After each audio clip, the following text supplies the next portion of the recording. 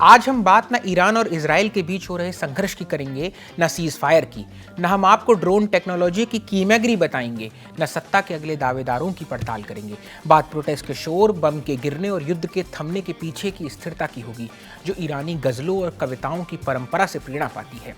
आज हम ऐसे ही कुछ ईरानी कवि और उनकी कविताओं की छांव में ठहरेंगे। संज्ञाओं के स्तर पर कई नाम हैं, लेकिन कहीं से तो बात शुरू करनी ही है। वैसे भी कवियों के काम में रैंकिंग नहीं होती। बात शुरू करते हैं सिमिन बेहबहानी से।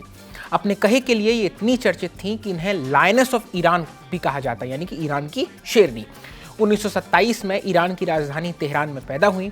बेबहानी को साहित्य में नोबेल पुरस्कार के लिए 2 बार नॉमिनेट किया गया और उन्हें दुनिया भर से कई साहित्यिक पुरस्कार भी मिले हैं। जीते जी लिखी अपनी 600 से अधिक कविताओं में उन्होंने उत्पीड़न और हिंसा की कचोटती चुभन को दुनिया के सामने रखा। साल 2014 में सिमिन की देह बीत गई, लेकिन उनका लिखा नहीं बीतेगा। अपनी कविता में वे लिखती हैं, ऐ वतन मैं तुझे फिर से तामीर करूंगी, अगर ज़रूरत पड़ी तो अपनी ज़िंदगी की ईंटों से खंबे खड़े करूंगी, तेरी छत को सहारा देने। अगर ज़रूरत पड़ी तो अपनी हड्डियों से एक बार फिर सूंघना है, तेरी जवानी से सींचे उन फूलों की सुगंध। मैं फिर से धोऊंगी तुम्हारे शरीर से खून अपने आंसुओं से। एक बार फिर अंधेरा इस घर को छोड़ेगा और मैं अपनी कविताओं को हमारे आसमान के नीले रंग से रंग दूंगी। पुरानी हड्डियों को फिर से जीवन देने वाला अल्लाह अपनी रहमत से मुझे देगा। अपने इम्तिहान की ज़मीन पर पहाड़ सी ऊंची शान पुराने ज़माने की हूँ, माना मैंने पर मौका आएगा तो सीखूंगी। अपनी संतानों को साथ एक नया जीवन शुरू करूंगी। मैं मोहब्बत और वतन की हदीस इस जोश से पढ़ूंगी कि हर लफ्ज़ में जान सी आ जाए।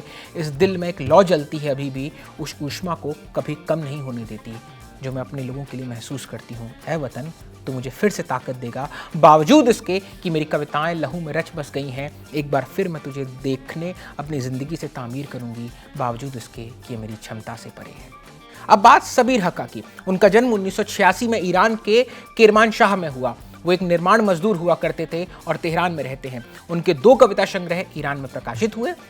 उनकी कविता का अनुवाद हिंदी के कवि गीत चतुर्वेदी ने किया है। अब हम वही अंश आपके सामने रख रहे हैं। शहतूत। क्या आपने कभी शहतूत देखा है? जहां गिरता है उतनी जमीन पर उसके लाल रस का धब्बा पड़ जाता है। गिरने से ज्यादा पीड़ादायी कुछ नहीं है। मैंने कितने मजदूरों को देखा है इमारतों से गिरते हुए, गिरकर शहतूत बन जाते हुए। हमारी अगली लेखिका हैं मरजाने सतरापी। उनकी सबसे प्रसिद्ध किताब है परसेपोलिस। ये एक ग्राफिक नोवेल है। परसेपोलिस इस्लामिक क्रांति के दौरान और उसके बाद ईरान और ऑस्ट्रिया में बिताए उनके बचपन के बारे में है। यह खंड भी इसी किताब से है। मुझे नहीं पता कि मैं बुर्के या नकाब के बारे में क्या सोचती हूँ। मन में झांकती तो मैं मजहबी थी और मजहब के साथ ही पैदा हुई थी, लेकिन मेरा परिवार बहुत मॉडर्न था। 6 साल की उम्र में क्रांति के कुछ साल पहले मुझे यकीन था कि मैं ही आखिरी पैगंबर हूँ। मेरे पहले कुछ और पैगंबर भी आए थे।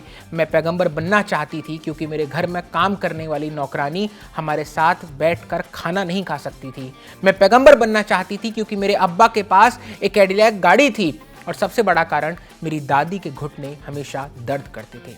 इस सूची में अगला नाम है बिजन जलाली का। उनका जन्म 1927 में तेहरान में हुआ और वे कवियों के एक आंदोलन में से थे जिन्होंने शास्त्रीय फारसी कविता से अलग होकर एक सरल संक्षिप्त वर्ष लिखना चालू किया, जिसे सेपिड भी कहते हैं।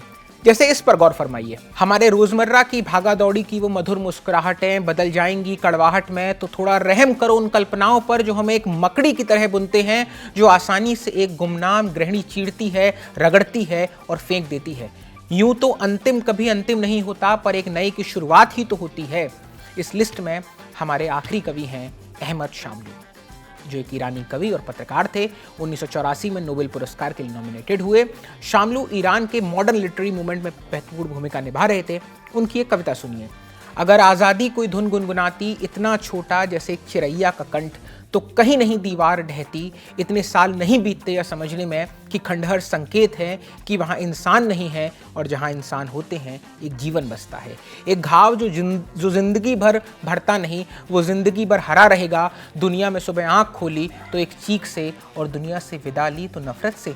बस यही था वो गहरा खालीपन, बस यही थी बर्बादी की कहानी। अगर आज़ादी कोई धुन गुनगुनाती, इतना छोटा चिरैया के कंठ से भी छोटा। ये थी सुदूर देश के कवि और उनकी कविताओं पर हमारी एक कोशिश। ये जानकारी आपके लिए जुटाई थी संध्री ने। मेरा नाम है दीपक, कैमरे के पीछे शुभम। देखते रहिए द लेलन टॉप।